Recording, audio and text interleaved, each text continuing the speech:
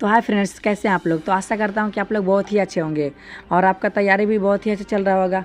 तो इस तैयारी को और नॉर्मल बनाने के लिए, यानी कि सरल बनाने के लिए, आज के इस वीडियो में आपका भाई एक और ख़तरनाक ट्रिक लाया है, जिस ट्रिक के माध्यम से आप सभी लोग एग्ज़ाम से 8 नंबर कन्फर्म लेके आइएगा। ये हम आपसे वादे करते हैं।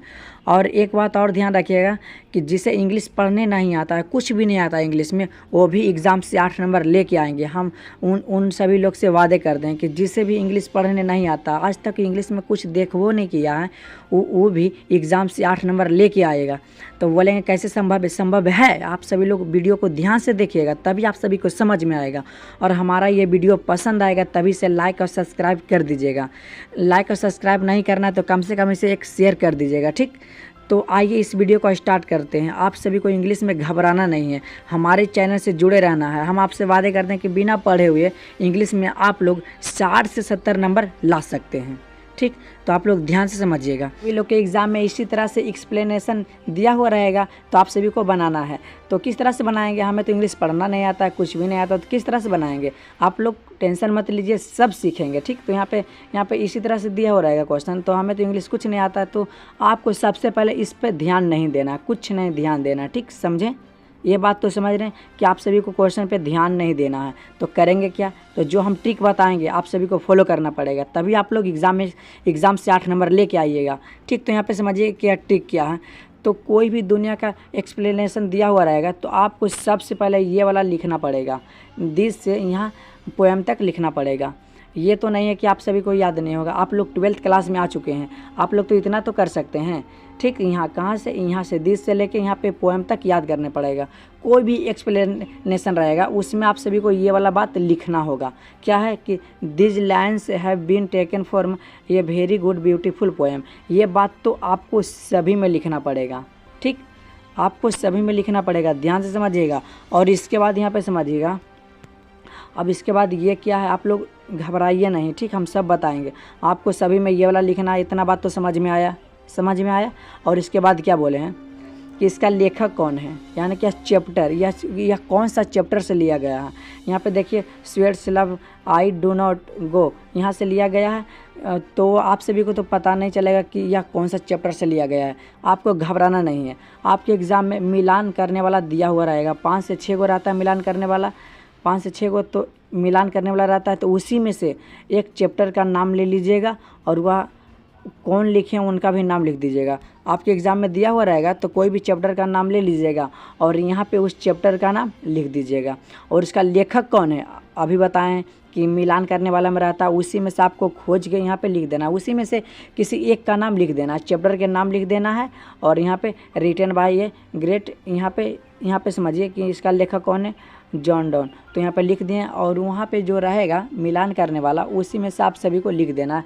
यहाँ पे समझिएगा कि चैप्टर के नाम लिखेंगे और रिटन बाय तो रहेगा और यहाँ पे लेखक के नाम लिख देंगे, ठीक। तो इसमें चेंजिंग क्या करना है, सिर्फ यहाँ पे चेंज करना है और यहाँ पे चेंज करना है, क्या यहाँ पे चेंज करना है, बाकी सेम वही रहेगा, समझे। तो इसके बाद इन दिस लिखिएगा, in this line the poet, यहाँ पे सेम रहेगा, यहाँ पे in this line the poet, ये तो रहेगा, हर में रहेगा, सभी में रहेगा। तो आपको चेंज कहाँ करना, ध्यान से इस बात को समझिएगा कि दुनिया का कोई भी एक्सप्लेनेशन हो, आपको ये बात तो लिखना होगा, ये वाला और ये वाला, इतना थोड़ा याद कर लीजिएगा। याद कर लेने के बाद आप सभी को उस चैप्टर का नाम लिखना पड़ेगा जिस चैप्टर से ये लिया गया है। तो आप यहाँ पे तो आप सभी को पता नहीं चलेगा कौन से चैप्टर से लिया गया है, क्योंकि हमें इंग्लिश आता नहीं।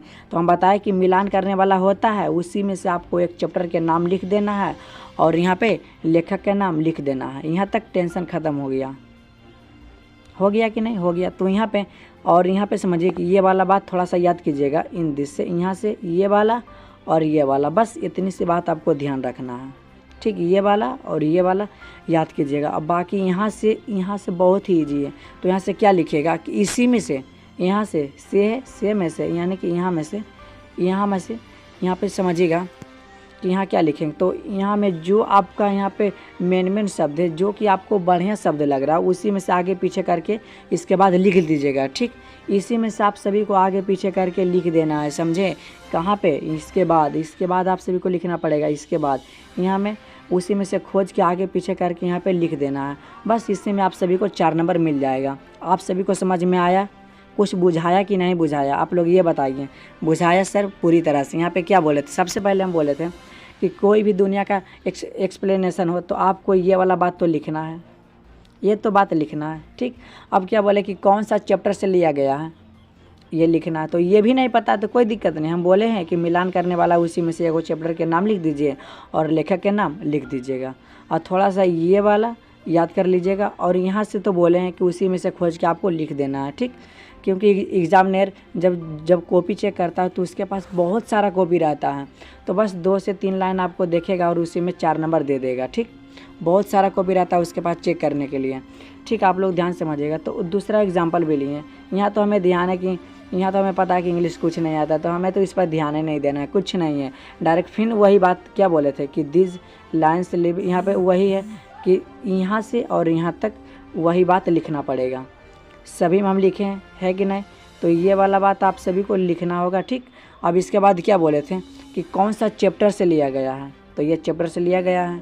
और रिटन बाय, इसका लेखक कौन है, यहाँ लेखक आ गया, ठीक। तो उसी तरह से अगर चैप्टर कौन सा चैप्टर से लिया गया ये नहीं पता है तो मिलान करने वाला में रहता है उसी में से एक चैप्टर का नाम यहाँ पे लिख दीजिएगा और लेखक का नाम लिख दीजिएगा। उसके बाद इन दिस तो रहेगा, और यहाँ से फिर ये वाला बात, ये वाला और यहाँ तक ये भी याद करने पड़ेगा थोड़ा सा। आप सभी को थोड़ा सा तो मेहनत कर सकते हैं ना, क्योंकि पूरी तरह से तो आप लोग पढ़े हैं नहीं, थोड़ा सा भी मेहनत कीजिएगा। और इसके बाद यहाँ पे खाली स्थान है, तो खाली स्थान का मतलब आप लोग समझ लिए होंगे कि इसी में से आप सभी को आगे पीछे करके कुछ लिख देना है। इसी में आप सभी को 4 नंबर मिल जाएगा। अगर आप सभी को विश्वास नहीं है तो यहाँ पे देखिए प्रूफ के साथ हम सभी को आपको हम बताते हैं। आप सभी को यहाँ पे देखिए आपके एग्ज़ाम में इसी तरह से क्वेश्चन पूछा गया है। यहाँ पे देखिए 4 नंबर का है कि नहीं, एक्सप्लेन है, यहाँ पे किसी एक पे लिखना है। तो हम क्या बोलें, किसी एक पे लिख दीजिएगा, इसी में आप सभी को 4 नंबर मिल जाएगा। ये आपके एग्ज़ाम में पूछा गया प्रश्न है, ठीक। तो आप सभी को कोई भी दिक्कत नहीं है एक्सप्लेनेशन में। तो यहाँ पे भी देख सकते हैं, एक एग्जाम्पल और लिए हैं, देखिए यहाँ पे पूछा गया है, यानी कि हर साल ये सब पूछते रहता है। तो आप सभी लोग इस बात को ध्यान दीजिएगा। तो ये हमारा वीडियो थोड़ा सा भी पसंद आया तो इसे एक लाइक और सब्सक्राइब ज़रूर कीजिएगा, ठीक।